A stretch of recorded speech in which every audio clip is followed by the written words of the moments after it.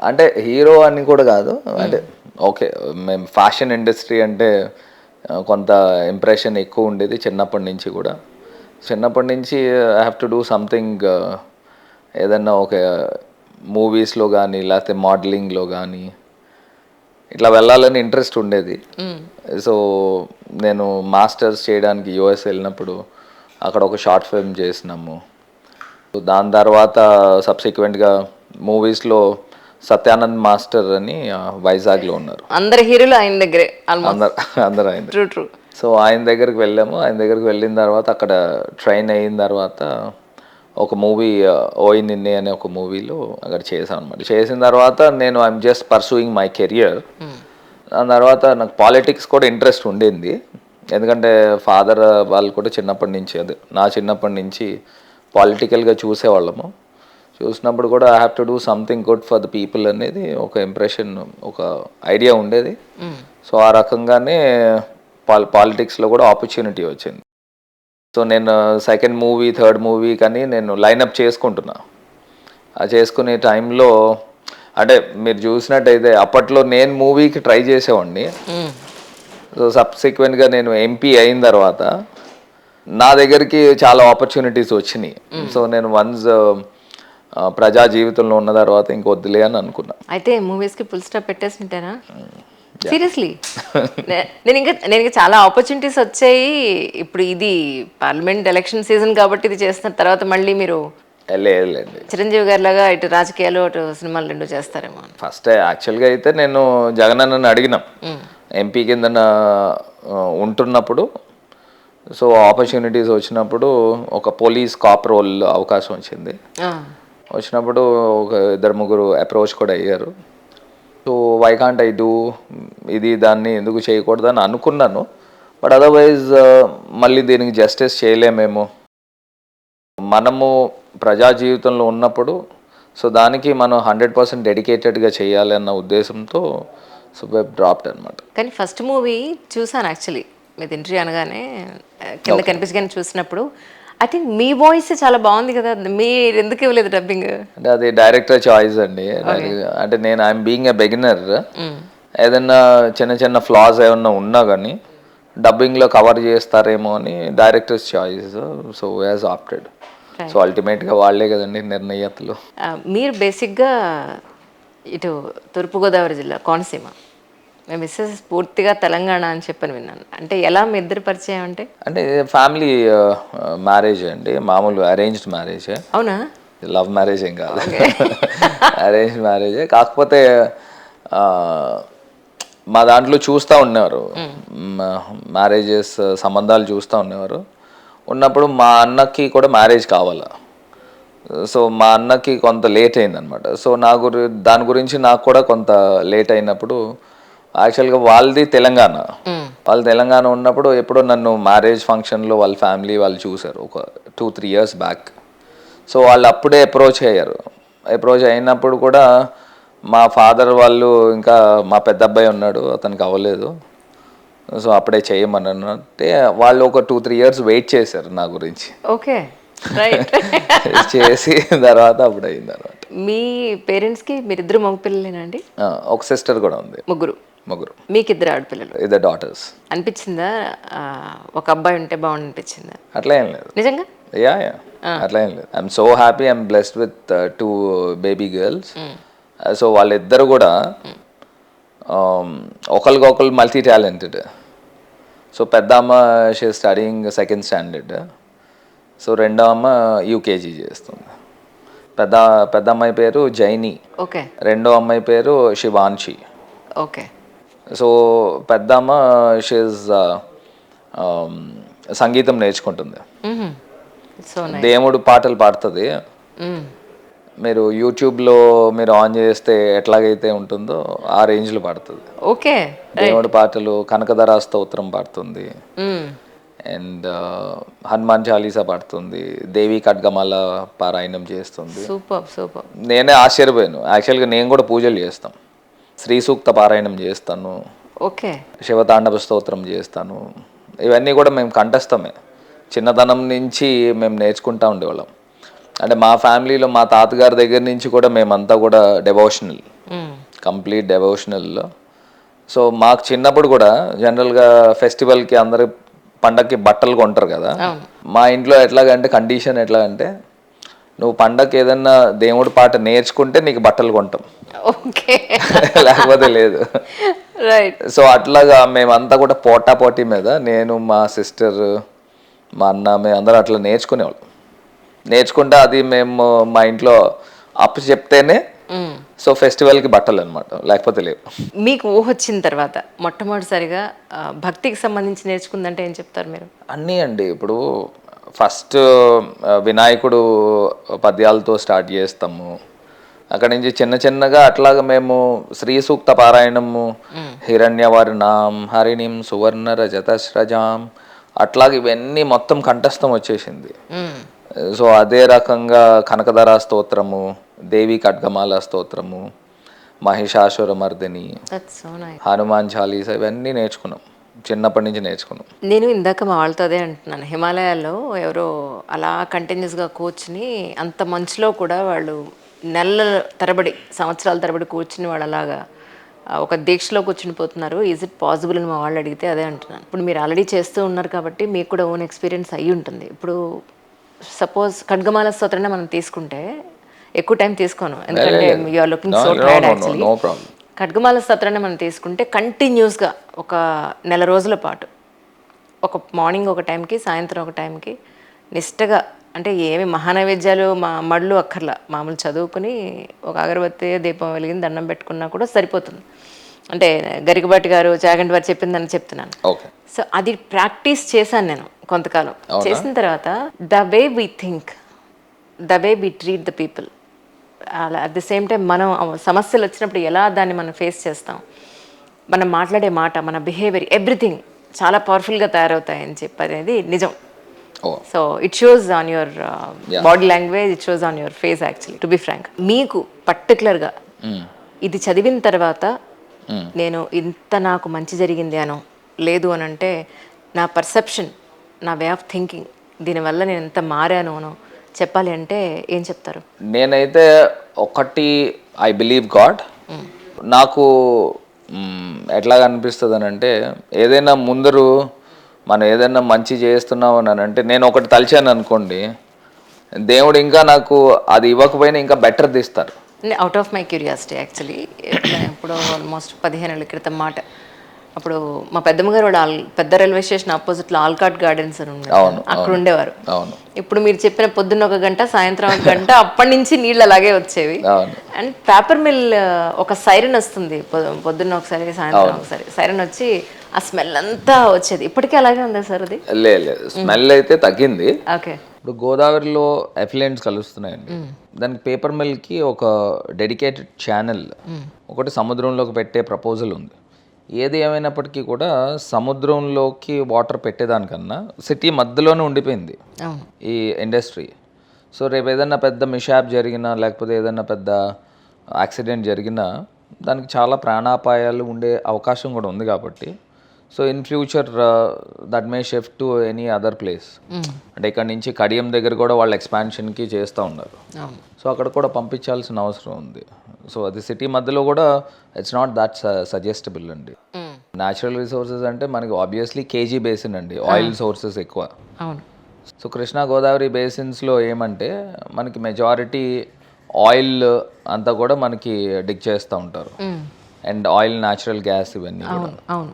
So oil gas చేసేటప్పుడు ఇవన్నీ కూడా పాలసీ మ్యాటర్ ప్రకారం గవర్నమెంట్ ఆఫ్ ఇండియా అదే దాని ఆస్తి. స్టేట్ గవర్నమెంట్కి సంబంధం అంటే ఉంది కానీ తక్కువ. They will pay as royalty అనమాట. సో మీ రాష్ట్రంలో ఇంత మనము దాన్ని వనరులు తీస్తున్నాం కాబట్టి, సహజ వనరులు తీస్తున్నాం కాబట్టి ఇంత రాయల్టీ ఇస్తామని ఒక పర్సంటేజ్ ప్రకారంగా ఇస్తారు. కాకపోతే ఒక ఓఎన్జీసీ కానీ లేకపోతే ప్రైవేట్ ప్లేయర్స్ కానీ కొన్ని రిగ్స్ ఇచ్చారు. సో నేను ఎంపీ కింద ఉన్నప్పుడు ఇదివరకు గతంలో పెట్రోలియం మినిస్టర్ కిందన ధర్మేందర్ ప్రధాన్ గారు ఉండేవారు. ధర్మేందర్ ప్రధాన్ గారు కూడా he visited Rajahmundry. We had a meeting in ONGC అనమాట.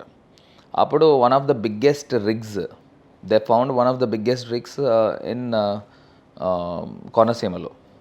So he told me by the time when we had a meeting, ఆవిడ చెప్పారు, అరే your Rajahmundry is going to become one of the next Bombay అని చెప్పేవాడు.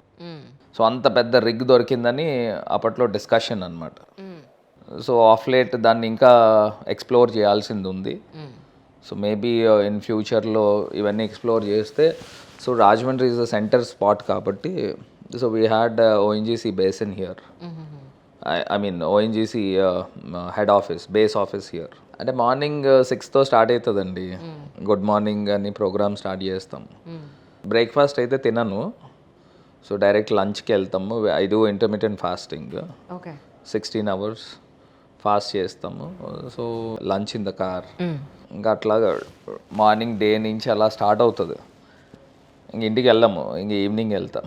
ఇప్పుడు మీ ఉద్దేశ ప్రకారం ప్రజెంట్ ఇంకా రాజమండ్రిలో ఇంకా మారాల్సిన పరిస్థితులు, ఇంకా చేయాల్సినవి అని అంటే ఏం చెప్తారండి?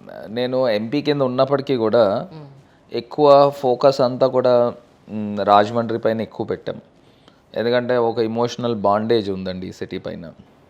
ఇక్కడే పుట్టాము, ఇక్కడే పెరిగాము, అసలు సిటీని ఎందుకు మార్చలేము అని నాకు ఒక, అంటే I'm one of the victims అనమాట.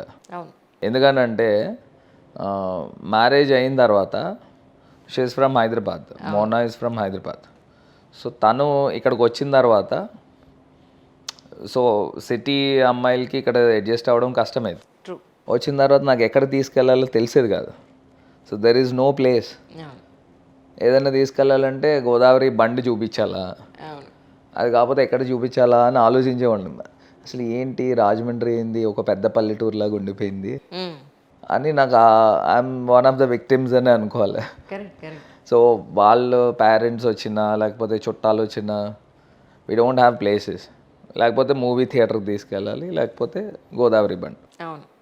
సో దాని తర్వాత నాకు ఆపర్చునిటీ వచ్చింది. వచ్చిన తర్వాత we have renovated, we have uplifted Rajahmundry, we have developed Rajahmundry. There are n number of places, మంచి మంచి ప్లేసెస్ని క్రియేట్ చేసాము. ఇవాళ అన్న రోజుకి కూడా ఇప్పుడు టైం 12:30-1 అయింది అయినప్పటికీ కూడా if you go to Happy Street దగ్గర you have a night life there. అవునా? నైట్ లైఫ్ అంటే ఇప్పుడు 12ంటికి బర్త్డే ఎవరిదైనా బర్త్డే జరిగిన బ్యాచెస్ అందరూ ఫ్రెండ్స్ అందరూ వస్తారు. వచ్చి cake cuttings not less than 15-20 cake cuttings జరుగుతాయి. So we have created atmosphere like that అనమాట అండి ఆ హ్యాపీ స్ట్రీట్ అనేది.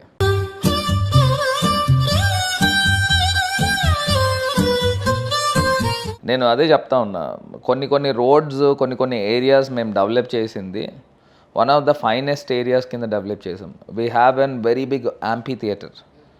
నేను ఐ బెట్ ఇండియాలో అంత పెద్ద యాంపీ థియేటర్ లేదు, ఓపెన్ ఎయిర్ యాంపీ థియేటర్. ఒక 5 acres ల్యాండ్లో ఉందండి. You can accommodate not less than 5,000-6,000 people. ఒక మూవీ ఓపెన్ ఎయిర్లో వేసిన తర్వాత ఒక 6,000-7,000 మంది జనాభాని కూర్చోబెట్టి you can make them watch. So every day మేము మూవీ ఆన్ చేస్తాం. సో పేద ప్రజలు మూవీ చూడలేరు, ఎఫర్ట్ చేయలేని వాళ్ళు ఇవాళ టికెట్ 150-200 రూపీస్ ఉంది. సో ఒక ఫ్యామిలీ మూవీకి వెళ్ళాలంటే 1000 రూపీస్ అవుతుంది. సో వాళ్ళు ఎఫర్ట్ చేయలేని వాళ్ళు ఎవ్రీ డే మూవీ వేస్తున్నాం. సో ఎవరైనా కానీ వాళ్ళు బిజినెస్ టెన్షన్స్లో ఉన్నా లేకపోతే ఈవినింగ్ కొంచెం అలా సరదాగా వెళ్ళాలన్నా just they will come in car. That's also a drive in spot అనమాట. డ్రైవ్ ఇన్లోకి వెళ్ళి అక్కడ నుంచొని కార్లో కూర్చొని they can watch the movie at least for half an hour. They will get relax and they will come back. So అలాంటి places కూడా మనము ఇన్నోవేటివ్గా చేసాము. We have created one more glow garden that's going to be inaugurated by next week అనమాట. ఒక 3 acres land అండి. So you have trees, there will be no lights. మామూలు street lights కానీ ఇవి కానీ ఏమి ఉండవు. ఆ ఎలిమెంట్సే వెలుగుతూ ఉంటాయి. ట్రీస్ ఉంటాయి, యానిమల్స్ ఉంటాయి, అదే రకంగా ఫ్లవర్స్ ఉంటాయి, అదే రకంగా ఫ్రూట్స్ ఉంటాయి. యానిమల్స్ కూడా దే విల్ మూవ్ అనమాట, జస్ట్ కొంచెం అలా జరుగుతూ ఉంటాయి. సో ఎక్కడికక్కడ ఏరియాస్ కింద సెగ్రిగేట్ చేసి ఒక థీమ్ కింద చేసాం అనమాట. So I'm also very much excited to watch the way they shown me and how reality we are getting it. So one of the finest parks అవ్వబోతుంది. దీంతో పాటు ఒక ఒలింపిక్ స్టాండర్డ్ స్విమ్మింగ్ పూల్ కూడా చేసాము. And Nannaya యూనివర్సిటీలో Khelo India నుంచి ఒక 20 crores sanction తీసుకొచ్చాం ఇండోర్ స్టేడియంకి. అది కూడా మార్చ్ ఏప్రిల్లో ఇనాగ్రేషన్కి దగ్గరలో ఉంది. సో అది కూడా ఒక మంచి అచీవ్మెంట్. సో ఇట్లా డెవలప్మెంట్లో ఐఎమ్ సాటిస్ఫైడ్ అండి. I got a opportunity for 2 years full fledgedly. 2 years ఎలా కరోనా పోయింది. సో 2 years ఆపర్చునిటీ వచ్చింది. ఐ డిడ్ మై బెస్ట్ అని నేను అనుకుంటున్నాను. ఇంకా మనం యూజీడీస్ రాలే, అండర్ గ్రౌండ్ డ్రైనేజ్ నెట్వర్కింగ్ రాలే, ఓపెన్ డ్రైన్సే ఉన్నాయి. ఆ ఓపెన్ డ్రైన్స్ని మనం ఏం చేస్తున్నామంటే వెడల్పు చేస్తున్నాం, పెద్ద డ్రైన్స్ చేస్తున్నాం. ఇఫ్ యూ కుడ్ రిమెంబర్, మీకు రాజమండ్రితో టచ్ ఉంటే కంబాల్ చెరువు అని ఒక చెరువు ఉండేది. ఆ కంబాల్ చెరువు ఏంటంటే అది దాని పేరే మురికి నీరు చెరువు. ఆ మురికి నీరు అంతా తీసుకెళ్ళి ఆ చెరువులో ఉండదు. అసలు యాక్చువల్గా చెరువుల కాన్సెప్ట్ ఏంటంటే స్టామ్ వాటర్ వచ్చినప్పుడు ఆ స్టామ్ వాటర్ స్టోర్ చేయడం గురించి చెరువులు మనం నిర్మాణం చేసాం పూర్వం బ్రిటిషర్స్ టైం నుంచి కూడా. సో ఆ కంబాల్ చెరువులో ఆఫ్ లైట్ ఏమైందంటే స్టామ్ వాటర్ అల్లా పోయి డైరెక్ట్ డ్రైన్స్ అన్నీ తీసుకొచ్చి అందులో పెట్టేసేవారు. డ్రైన్ వాటర్ని అంతా కూడా స్టోరేజ్ అయ్యేది. సో ఆ డ్రైన్ వాటర్ని పంప్ చేసి నల్లా ఛానల్స్కి పంపించేవారు. అట్లాగే అయిపోయింది పరిస్థితి. సో నేను వచ్చిన తర్వాత ఏంటి అసలు ఊరు ఎప్పుడు డెవలప్ అవుతుంది, ఆ సీవేజ్ వాటర్ స్టోరేజ్ ట్యాంక్ ఏంది అని దాన్ని ఎట్లా ప్రక్షాళన చేయాలని ఆ డ్రైన్స్ అన్నీ కూడా పెద్ద పెద్ద డ్రైన్స్ చేస్తాం. 3 అడుగులు 4 అడుగులు డ్రైన్స్ ఉండేవి, 12 feet 13 feet డ్రైన్స్ చేసి అదే కంబాల్ చెరువు దగ్గరే వచ్చిన డ్రైన్ వాటర్ని అంతా కూడా చెరువులోకి పంపకుండా అంత పెద్ద డ్రైన్స్ దగ్గర నుంచి పెద్ద పెద్ద పంప్ హౌసెస్ పెట్టాం.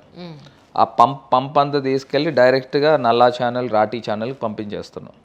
సో ఇప్పుడు కంబాల్ చెరువులో మనం ఏం చేసామంటే ఆ వాటర్ అంతా కూడా డీవాటర్ చేసేసి ఆ నేలంతా కూడా బాగా ఎండబెట్టి దాన్ని అంతా కూడా ఇంకా సిల్ట్ ఏదైతే ఉందో ఆల్మోస్ట్ 100 లారీస్ సిల్ట్ తీయించిన తర్వాత అప్పుడు గోదావరి వాటర్ ఫ్రెష్ వాటర్ పెట్టించి so now we have created into nice amusement park అండి. అమ్యూజ్మెంట్ పార్క్ పెట్టాము. Now it is very busy. ఇదివరకు మీరు ఒక 100-200 రూపీస్ ఇచ్చి ఎవరినైనా వెళ్ళి ఒక గంట సేపు అక్కడ కూర్చుని రా అంటే పారిపోయేవారు. ఇవాళ టికెట్ తీసుకొని లైన్లో నుంచుని 50 రూపీస్ పెట్టి కొనుక్కొని ఆ పార్క్కి వెళ్తూ ఉన్నారు. నేను అగైన్ ఐ బెట్ అలాంటి పార్క్ మీకు ఈవెన్ హైదరాబాద్లో కూడా లేదు. అంత అద్భుతమైన పార్క్ తయారు చేసాం. It's a water body, it's with nice aqua screen, program operated fountain. ఒక ఫౌంటైన్ కూడా ఆల్మోస్ట్ ఒక 60 feet వెడల్పు ఉంటుంది. It goes up till 40 feet height. Nice లైటింగ్తో లేజర్ షో కింద ఉంటుంది. లూమినీ పార్క్లో లేజర్ షో ఎట్లయితే ఉంటుందో ఇంకా అడ్వాన్స్డ్గా ఉంటుంది. అండ్ ఆక్వా స్క్రీన్ పైన మీకు రాజమండ్రి హిస్టరీ కూడా వేస్తాం అనమాట. రాజమహేంద్రవరం చరిత్ర స్టార్ట్ అయ్యి రాజరాజ నరేంద్రుడు ఆయన పట్టాభిషిక్తుడే కరెక్ట్గా ఇయర్కి 1001 years అయింది. ఆయన 1023వ సంవత్సరంలో ఆయన పట్టాభిషిక్తుడయ్యాడు. ఇప్పుడు 1000 ఇది 2024, సో 1000 years అయింది. సో వీఆర్ సో బ్లెస్డ్ అనమాట అండి. 1000 సంవత్సరాలు. సో ఆయన కొలువులోనే ఆదికవి నన్నయ్య కూడా ఆయన ఆస్థానంలో కవి ఆదికవి నన్నయ్య. అసలు రాజమండ్రి హిస్టరీనే చాలా పెద్ద వైభవం ఉన్న హిస్టరీ. వీళ్ళు చాళుక్యన్ డైనాసిటీ అనమాట అండి వాళ్ళు. దానిపైన మీకు సినిమా కూడా ఉంది, ఎన్టీ రామారావు గారి సినిమా సారంగధరుడు అని చెప్పేసి ఒక మూవీ కూడా ఉంది. రాజరాజ నరేంద్రుడు ఒక కొడుకు అనమాట. ఆయన చాలా నీతి నిజాయితీ నిబద్ధతతో ఉన్న వ్యక్తి అనమాట. అంటే నేను కూడా మూవీ చూడలేదు కానీ అక్కడక్కడ బిట్స్ అండ్ పార్సల్స్ చూశాను.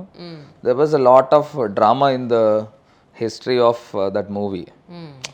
పాపం ఆయన కొడుకు కాళ్ళు కూడా నరికేస్తారు, అంటే మిస్అండర్స్టాండింగ్తో. రాజు మిస్అండర్స్టాండింగ్తో, ఈయన తప్పు చేయడు, తప్పు చేశాడని భావించి అతన్ని శిక్ష వేస్తారనమాట.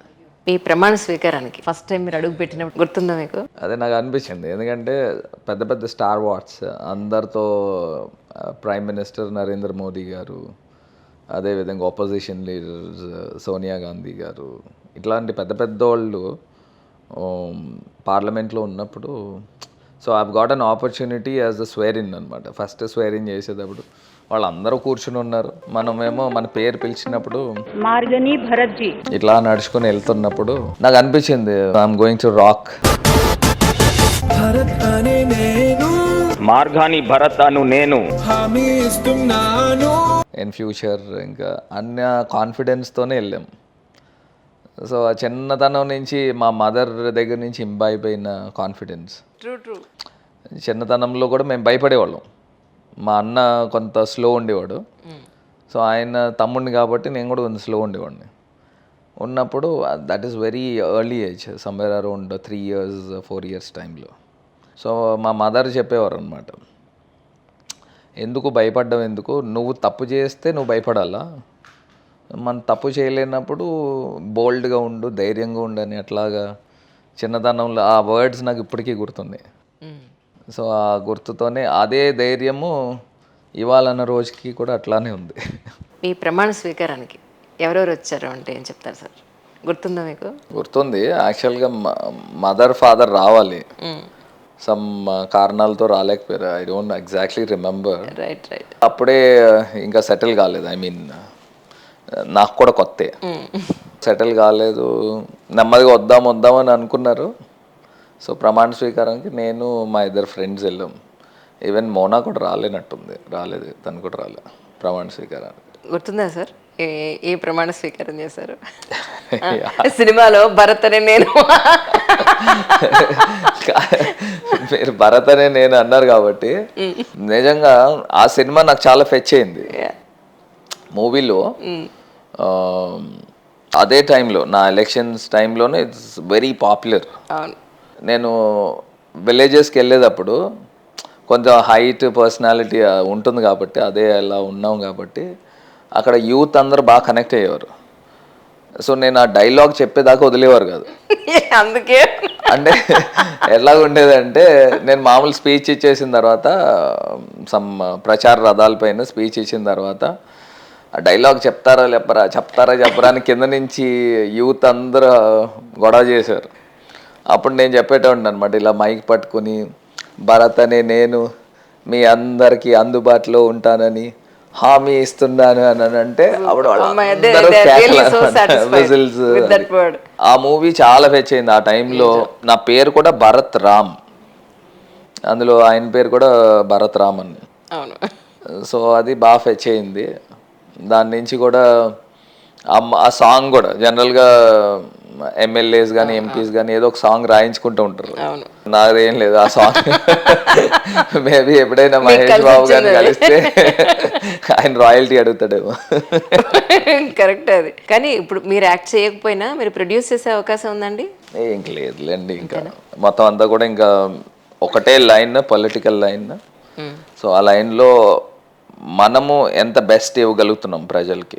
సో ఇంకా as of now there is no other thought అండి. యాక్చువల్లీ ఒక 7-8 yearsగా ఒక సిరీస్ ఒకటి నేను డ్రైవ్ చేస్తున్నాను సార్. ఏంటంటే అవునా, యూపీఎస్సి సిరీస్ ఒకటి ఉంది నాది. ఓ IAS, IPS, IRS, IFS office అందరూ కూడా ఆ జోనల్లోకి వస్తారు. వాళ్ళతో ఎప్పుడు మాట్లాడినా, అంటే అది ఏపీకి సంబంధించి కాదు, తెలంగాణకు సంబంధించి కాదు, ఇన్ జనరల్గా దేశం అభివృద్ధి గురించి మనం మాట్లాడుకున్నట్టయితే ఉచితాలు ఎక్కడైతే మనం ఇస్తామో, ఎవరికైతే ఫ్రీగా మనం మనీ ఇస్తామో అక్కడ డెవలప్మెంట్ అనేది అంత జరగదు అనేది సివిల్ సర్వెంట్స్ చెప్తున్నమాట. ఓకే. సో ఈ పాయింట్లో మీరేమంటారు? యాక్చువల్లీ ఒకటండి, ఇప్పుడు that is a never ending debate. How best you are doing అనేది ఇస్ వెరీ మచ్ ఇంపార్టెంట్. ఇక్కడ గవర్నమెంట్ ప్రెగేటివ్ కూడా ఏంటంటే పవర్టీని ఎరాడికేట్ చేయాలి. అంటే ఇప్పుడు ఏదో పూర్వం సామెత ఉండేది, మనము చేప ఇచ్చే కన్నా చేప పట్టేది ఎగ్జాక్ట్లీ నేర్పాలి అని అంటారు. ఇక్కడ మనము కొంత స్టార్ట్ చేసినప్పుడు ఇవాళ ఫ్రీబీస్ అనేది ఏదో వెచ్చలవిడిగా ఇష్టం వచ్చినట్టు ఇవ్వట్లే. ఒక సిస్టమాటిక్గా, ఒక స్కిమాటిక్గా జరుగుతుంది. ఒక సిస్టమాటిక్గా ఏంటంటే సీఎం గారు వైఎస్ఆర్ చేయూత ఇస్తా ఉన్నారు. అది ఒక ఏజ్ గ్రూప్ పెట్టారు, 45 to 60. ఎవ్రీ ఇయర్ 18,750 రూపీస్ ఇస్తున్నారు. దాంతో మేము స్టార్టింగ్ నుంచి చెప్తున్నాం, ఇది మీరు ఖర్చులకు వాడకండి, ఇది మీరు ఏదన్నా వ్యాపార పెట్టుబడి పెట్టడానికి ఉపయోగించండి అని మేము చెప్తా ఉన్నాం. అదే రకంగా అమ్మఒడి అనే పథకం ఇస్తున్నాం. అది జనరల్గా ఫస్ట్ క్లాస్ పిల్లల దగ్గర నుంచి అప్ టిల్ 12th స్టాండర్డ్ దాకా. అంటే వాళ్ళ ఏజ్ గ్రూప్, తల్లుల ఏజ్ గ్రూప్ ఎంత ఉంటుందంటే ఫ్రమ్ 20 years నుంచి యావరేజ్గా, లేకపోతే 21 years నుంచి యావరేజ్గా బిలో 45 లోపల ఉంటుంది. సో ఆ ఏజ్ గ్రూప్ని మనం అమ్మఒడికి కవర్ చేస్తున్నాం. చేయూత అనేది 45 to 60 అండ్ అబోవ్ పెన్షన్ ఇస్తున్నాం. So 3,000 rupees pension. And pregnant ladies దగ్గర నుంచి చిన్నపిల్లల దాకా, అంగన్వాడీస్లో ఉన్న వాళ్ళ దాకా మీరు ఇవాళ చూస్తే మాల్ న్యూట్రిషన్ అనే పిల్లలు ఆంధ్రప్రదేశ్లో ఉండరు. నేను ఇవాళ చెప్తున్నా, అంత మైన్యూట్గా మైక్రో లెవెల్గా మొత్తం అన్నీ కూడా పౌష్టికాహారం మేము సప్లై చేస్తూ ఉన్నారు. It's a government fundamental prerogative అండి. ఇవన్నీ కూడా చేస్తున్నాం. ఇదివరకు మీరు తెలంగాణలో కానీ మిగతా రాష్ట్రాల్లో చూస్తే సాచురేషన్ పద్ధతిలో జరిగేది కాదు. ఏదో కొంతమందికే, ఎవరికైతే నోరుందో, ఎవరికైతే రాజకీయ అండదండలు ఉన్నాయో వాళ్ళే తీసుకున్న వాళ్ళు ఎక్కువ తీసుకునే పరిస్థితులు. కానీ ఇవాళ మా సిస్టమ్ అంతా కూడా సచివాలయం వ్యవస్థ, వాలంటీర్ వ్యవస్థ, మొత్తం డేటా అంతా మా దగ్గర ఉంది. ఏదో నేను వైఎస్ఆర్ కాంగ్రెస్ పార్టీ సభ్యుడినని నాకు ఎక్స్ట్రా ఇచ్చే సందర్భాలు లేవు. మొత్తం డేటా అంతా కూడా ఒక బటన్ సిస్టంతో జరుగుతుంది. ఇలా బటన్ నొక్కుతూ ఉన్నారు, మొత్తం ఎవరికి వెళ్ళాల్సింది వాళ్ళకి వెళ్ళిపోతుంది. దాన్ని ఏంటంటే బీపీఎల్ లైన్లో ఉన్నారా లేదా అదొక్కటే కొలమానం. ఇదివరకు గతంలో చంద్రబాబు నాయుడు గారు ప్రభుత్వంలో వాళ్ళకి జన్మభూమి కమిటీలు ఉండే, వాళ్ళు ఎవరికి సిఫార్సు చేస్తేనే వాళ్ళకి ఇచ్చే సందర్భాలు. చంద్రబాబు నాయుడు గారు నాయకుడు కూడా నేను వేయించిన రోడ్లు మీరు వాడుతున్నారు, నేను కట్టించిన ట్రైన్లు మీరు వాడుతున్నారు, నాకు ఎందుకు ఓటేయరు అని ఇలాగ మనం డిబేట్ చర్చ జరిగే టైంలో ఒక టీవీ ఛానల్లో ఆయన అలా చెప్పాడు. కానీ జగన్ గారు అట్లా చెప్పట్లే, మేము అట్లా చేయట్లేదు కూడా. ఆయన ఏం చెప్తున్నారు, మీరు డేటా తీసుకుంటే తెలుగుదేశం పార్టీ క్రియాశీలక సభ్యులకు కూడా వాళ్ళ అర్హత ఏంటంటే పేదరికం ఉంటే వాళ్ళకి ఇవ్వాల్సిందే. కాన్సెప్ట్ అది. So we are doing justice for everybody. మీరు అడిగిన క్వశ్చన్ డెవలప్ అవ్వట్లేదని అంటున్నారు కదా, నేను ఒకటి అడుగుతున్నానండి. ఇవాళ చైల్డ్ లేబర్ ఎక్కడి నుంచి వస్తున్నారండి? పేదరికం నుంచి వస్తున్నారు లేదా? ఇవాళ అమ్మఒడి అనే పథకం ఇస్తున్నారు. గవర్నమెంట్ స్కూల్స్కి మీరు పంపిస్తే ₹1 కూడా మీరు ఫీజు కట్టక్కర్లా. ఇవాళ గవర్నమెంట్ స్కూల్ స్టాండర్డ్స్ ఎలా ఉన్నాయండి ఆంధ్రాలో? నాడు నేడు ప్రోగ్రామ్ కింద నాడు నేడు మీరు కేరళని మేము సర్పాస్ చేసాం.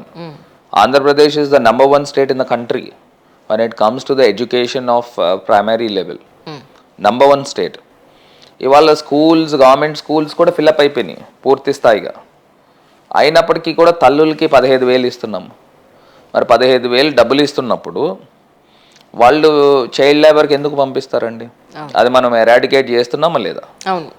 And at the same time మీరు గతంలో చూస్తే కాల్ మనీ కేసెస్ అని కానీ, అధిక వడ్డీలతో ఆత్మహత్యలు చేసుకోవడం కానీ, రైతులు ఆత్మహత్యలు చేసుకోవడం కానీ మనం ఎన్నో చూసేవాళ్ళం. ఇవాళ మీరు పేపర్స్లో కానీ టీవీస్లో కానీ ఎప్పుడైనా కాల్ మనీ కేసు ఆంధ్రప్రదేశ్ నుంచి ఒకటైనా కనబడిందండి? కంపారిటివ్లీ అసలు లేదండి. అసలు రైతు ఆత్మహత్య అనేది లేనే లేదు. ఇవన్నీ కూడా ఎందుకంటే ఇన్ని రకాలుగా సోషల్ వెల్ఫేర్ స్కీమ్స్ చేస్తున్నాం కాబట్టి ఇవన్నీ జరగట్లా. And at the same time health పైన ఎంత కాన్సన్ట్రేట్ చేస్తున్నాము, ఎడ్యుకేషన్ పైన ఎంత కాన్సన్ట్రేట్ చేస్తున్నాం. ఇఫ్ యూ కుడ్ ఇమాజిన్ కూడా కాదు, I'm telling you the facts. Chandrababu Naidu గారు 14 years ముఖ్యమంత్రి చేశారు. మీకు తెలుసా అండి, ఒక్కటి కూడా గవర్నమెంట్ మెడికల్ కాలేజ్ ఆయన తీసుకురాల. ఇవాళ జగన్ గారు 16 కొత్త గవర్నమెంట్ మెడికల్ కాలేజెస్ తీసుకొస్తున్నారు. పాండమిక్ తర్వాత, కరోనా తర్వాత దేశం, ప్రపంచం అంతా అల్లాడిపోయింది. ఎన్ని లకూనాస్ ఉన్నాయండి ఇవాళ హెల్త్ సిస్టమ్ పైన. సో ఆయన ఒకటే భావించారు, ప్రతి పార్లమెంట్ కాన్స్టిట్యున్సీకి హెడ్ క్వార్టర్స్లో ఒక గవర్నమెంట్ మెడికల్ కాలేజ్ ఉండాలి, ఒక ట్రెషరీ కేర్ ఉండాలి, ఒక సూపర్ స్పెషాలిటీ ఫెసిలిటీస్తో ఒక హాస్పిటల్ నిర్మాణం జరగాలి. ఇవాళ రాజమండ్రిలో we have open one government medical college already. This academic year 150 మంది పిల్లలు డిఫరెంట్ పార్ట్స్ ఆఫ్ కంట్రీ నుంచి వచ్చి జాయిన్ అయ్యి ఉన్నారు. So if you could imagine, management Kotas seats ఉంటాయి, కొన్ని ఎన్ఆర్ఐ సీట్స్ ఉంటాయి. మరి వీళ్ళందరికీ టాలెంట్ లేకపోయినా ఓపెన్ ఆఫ్ ద రికార్డ్ చెప్పినా లేకపోతే ఓపెన్ సీక్రెట్ డబ్బులు పెట్టి సీట్లు కొనుక్కొని డాక్టర్లు అవుతారు, టాలెంట్ లేకపోయినప్పటికీ కూడా. వాళ్ళు మళ్ళీ పాస్ అయ్యి వస్తారు. మరి వచ్చినప్పుడు మరి ప్రజలు ప్రాణాలతో చెలగాటమేనా కాదా?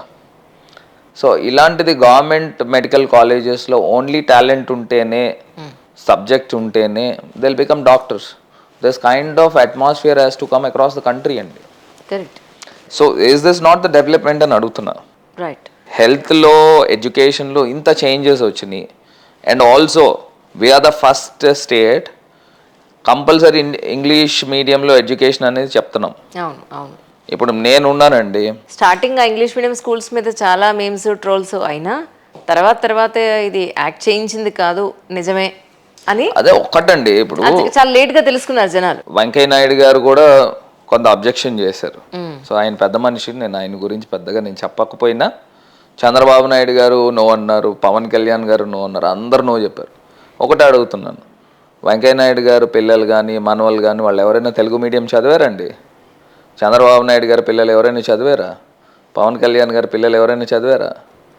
మరి ఆంధ్రప్రదేశ్ పేద ప్రజలు పిల్లలు తెలుగు మీడియం ఎందుకు చదవాలండి? మార్పు తేవాలి కదా. ఇప్పుడు నేను చిన్నప్పటి నుంచి ఇంగ్లీష్ మీడియం చదివిన, ఇంత అనర్గళంగా తెలుగులో మాట్లాడట్లేదు. అందుకే పార్లమెంట్ లో కూడా మీరు అంత ఈజీగా అనర్గళంగా ఇంగ్లీష్ లో మాట్లాడగలుగుతున్నారు. ఇప్పుడు నేనైనా కానీ ప్రాక్టీస్ చేయాలా? ఒక సీఎం మీద, మన తెలుగు రాష్ట్రాల్లో ఒక సీఎం మీద ఎన్ని ట్రోల్స్ వచ్చాయి చూసారా? భాష పాయింట్ ఆఫ్ వ్యూలోనే, ఒక్క భాషలోనే. తెలుసా మీకు? ఏది? ఎందుకు పర్వాలేదు చెప్పండి. ఇది నేను అక్కడ ఉంటూ ఆయన ఎక్కడో పాపం దేశ విదేశాలు ఎడితే అక్కడ ప్రెస్కి వచ్చి ఆయన క్వశ్చన్ అడిగితే ఆయన అడిగిన క్వశ్చన్కి చెప్పిన సమాధానానికి సంబంధమే లేదు. ఆయనకు అర్థం కాలేదు పాపం. అదేనండి, ఇప్పుడు దెర్ ఇస్ లాట్ ఆఫ్ కమ్యూనికేషన్లో లాంగ్వేజ్ కమాండ్ అనేది. So one should get. So ఇప్పుడు మీరు చెప్పింది పాలిటిక్స్ గురించి మాట్లాడుతున్నారు. Any if you become an వాళ్ళ కెరియర్ చూసుకున్నా, వాళ్ళ జీవితాన్ని వాళ్ళ కాళ్ళ మీద వాళ్ళు నిలబడాలన్నా ఈ రోజు భాష అనేది ఒక మన చేతిలో ఉన్న మరొక ఆయుధం. అంతే అంతే అంతే. అబ్సల్యూట్లీ 100% అండి. ఇప్పుడు మీరు ఢిల్లీ వెళ్ళారు లేకపోతే బాంబే వెళ్ళారు. So English, Hindi, any of the languages ఈ రెండాట్లో ఏదో ఒకటి రావాల్సిందే. అలా అని చెప్పేసి మన మాతృభాషని మనము తక్కువ చేస్తున్నట్టు కాదండి. మాతృభాష పైన ఎవరికైనా మమకారం ఉంటుంది, జ్ఞానం ఉన్న వాళ్ళందరికీ ఉంటుంది. సో ఇవాళ మేము మా ఫ్యామిలీ అంతా కూడా మేము డెవోషనల్ పూజలు చేస్తూ ఉంటాం. అట్ ద సేమ్ టైమ్ మనము ప్రపంచంతో పోటీ పడాలి అని అంటే you should be more knowledgeable and you should be more కమ్యూనికేషన్స్లో స్కిల్స్ ఉండాలి అండ్ లాంగ్వేజ్ పైన కమాండ్ ఉండాలి. Then only you can survive. మీరు ఏమనుకోకపోతే ఒక మాట అడుగుతాను. ప్లీజ్ అమ్మా. ఆంధ్రప్రదేశ్లో ఎస్పెషల్లీ కన్వర్షన్స్ అనేవి చాలా ఎక్కువ జరుగుతున్నాయని చాలామంది యాక్టివిస్టులు, హిందుత్వవాదులు అసలు అతరగొడేస్తున్న స్టేజ్ల మీద. నేనే చాలా ఇంటర్వ్యూలు చేశాను, అవునా నిజమా అని. సో ఇక్కడ మీరు ఉంటున్నారు, గ్రాస్ రూట్ లెవెల్లో మీరు జనాలను కలుస్తున్నారు, మీకేమనిపించింది? అంటే కన్వర్షన్స్ అంటే హిందూయిజం నుంచి క్రిస్టియానిటీగా నేను చెప్తానండి. ఇప్పుడు ఎవరు ప్రజల మనోభావాలు వాళ్ళు, ఇప్పుడు వాళ్ళు నిజంగా మతాన్ని మారదాం అనుకున్నారు, వాళ్ళ ఇండివిజువల్ థింగ్. బట్ మీరు ఏదైతే ఆంధ్రప్రదేశ్ ప్రభుత్వం గురించి మీరు ప్రస్తావన తీసుకుని వచ్చారో, I'll give you a clear, మేము ఎంత ప్రోయాక్టివ్ మెజర్స్ తీసుకుంటున్నాము హిందుత్వ పైన, లేకపోతే క్రిస్టియానిటీ పైన, లేకపోతే ఇస్లాం పైన. మాకు అన్ని మతాలు సమానమే, ఏది ఎక్కువ కాదు. ఇప్పుడు మీరు హిందుత్వం నుంచి కన్వర్షన్స్ అని అంటున్నారు కాబట్టి, ఇవాళ మేము తిరుమల తిరుపతి దేవస్థానం మీకు ఐడియా ఉంటే, ఇవాళ ప్రతి టెంపుల్కి, ఈవెన్ మీరు రూరల్ ఏరియాస్లో లేకపోతే ఏజెన్సీ ఏరియాస్ తీసుకోండి, ప్రతి టెంపుల్కి 10 లక్షల రూపాయలు. టెంపుల్ రెనోవేషన్ చేసుకోవాలన్నా లేకపోతే మీరు అక్కడ ఏదన్నా ఫెసిలిటీస్ ప్రొవైడ్ చేయాలన్నా తిరుమల తిరుపతి దేవస్థానం నుంచి ఇప్పుడు దాకా 1000 టెంపుల్స్కి ఇచ్చాం. అది టీటీడీ బోర్డు నిర్ణయం తీసుకున్నారు, గవర్నమెంట్ కూడా దాన్ని ఏకీభవించింది. మరి కన్వర్షన్స్ జరిగే ఆలోచనలు ప్రభుత్వాలకు ఉంటే ఇలాంటిది గత ప్రభుత్వంలో లేని మెజర్స్ ఇప్పుడు ఎందుకు తీసుకుంటాము అని అడుగుతున్నా. ఇప్పుడు హిందుత్వ మతము ఎట్లా పెరుగుతుందండి? ఒకటి ఇక టెంపుల్స్ కూడా కూల్ చేస్తున్నారన్న వీడియోలు యూట్యూబ్లో ఉన్నాయి. ఏపీలో వాంటెడ్లీ హిందుత్వ టెంపుల్స్ని కూల్ చేస్తున్నారని వీడియోలు ఉంటే నేను నిజంగా ఇంత జరుగుతుందని అనిపిస్తుంది. నేను ఒక్కటి చెప్తానమ్మా, అసలు మీరు టెంపుల్స్ కూల్ చేసినవి నాకు తెలిసి ఇన్సిడెంట్స్ అయితే జగన్ గారి గవర్నమెంట్లో లేవు.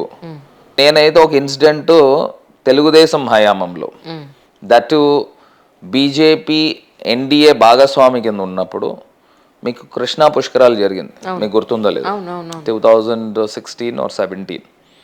ఆ టైంలో కృష్ణా నది తీరాన 40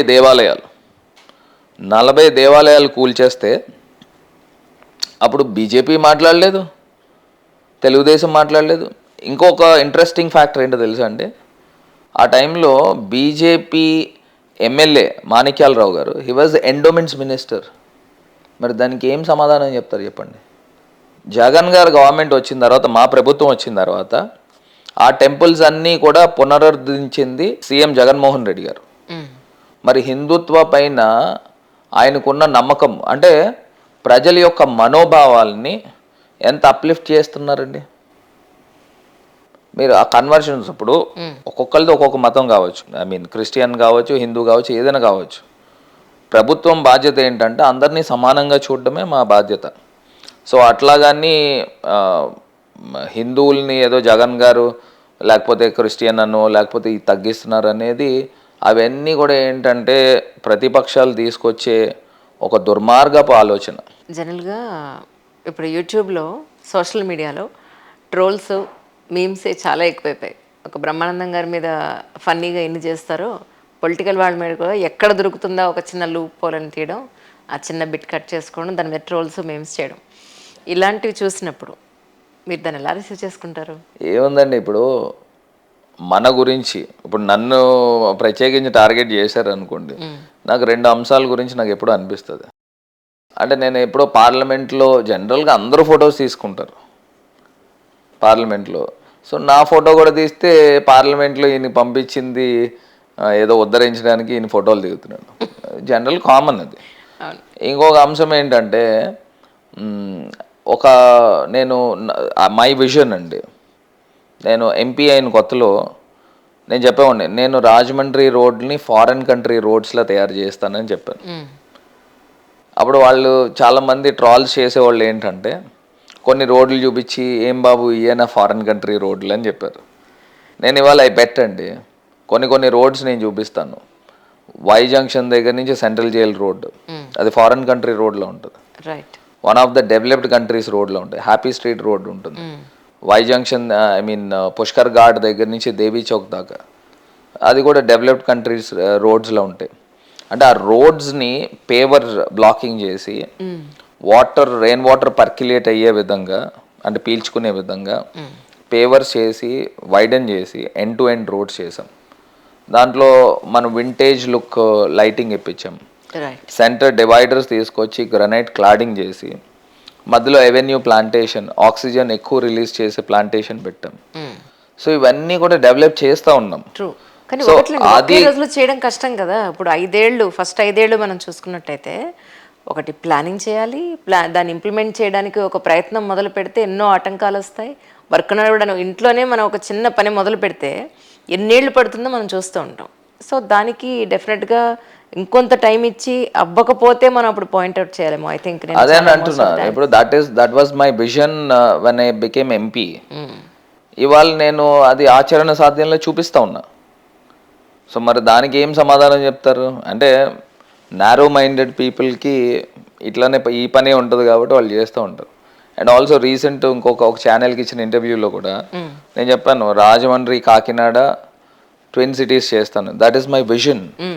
నేను ఇవాళ చెప్తా ఉన్నానమ్మా, ఇప్పుడు నేను నా విజన్ ఏదైతే చెప్తా ఉన్నానో, మేబీ ఆఫ్టర్ 10-15 years, అంటే 2 కమర్షియల్ జోనింగ్ అయిపోతుందని కాదు, దానికి దీనికి డిస్టెన్స్ ఉన్నప్పుడు ఇండస్ట్రియలైజేషన్లో కలుస్తాయి.